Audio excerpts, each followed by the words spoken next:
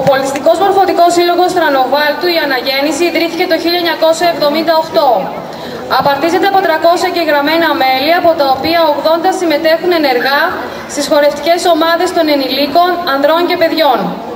Αξίζει να αναφέρουμε ότι διοργανώνονται πολιτιστικές εκδηλώσεις στο πανηγύρι του χωριού 2 Μαΐου, στις αρχές του έτους, τον ετήσιο χορό και το καλοκαίρι παραδοσιακή βραδιά υπό τους ήχους κλαρίνων με χορευτικά από την ευρύτερη περιοχή.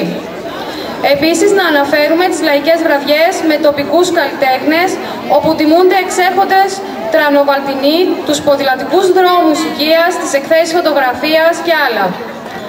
Το Τρανόβαλτο, ορεινό χωριό του νομού Κοζάνης της επαρχίας Σερβίων, βρίσκεται στον επαρχιακό δρόμο Προσήλιο, Μικρόβαλτο, Τρανόβαλτο, Ελάτη, ο οποίος συνεχίζεται προς την Καλαμπάκα. Απέχει 42 χιλιόμετρα από την Κοζάνη, βρίσκεται στο νότιο τμήμα του νομού, σε μια προέκταση της οροσειράς των Καμβουνίων Ωραίων, σε υψόμετρο 600 μέτρα και έχει έκταση 92 τετραγωνικά χιλιόμετρα.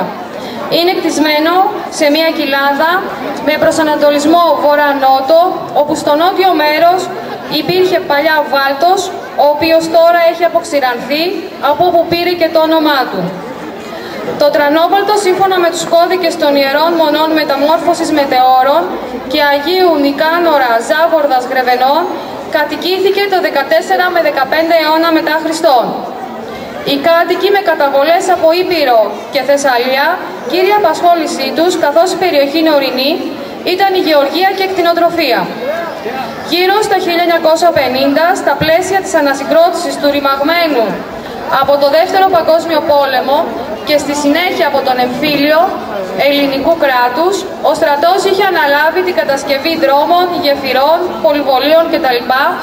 Για την εξυπηρέτηση στρατιωτικών κυρίως αναγκών και λιγότερο για την ανάπτυξη του τόπου. Τις πέτρες για τις ανάγκες των κατασκευών αυτών στην περιοχή, οι στρατιώτες τις έπαιρναν από το βουνό που βρίσκεται στο βορειοδυτικό μέρος αυτού, όπου σήμερα βρίσκονται τα λατομεία.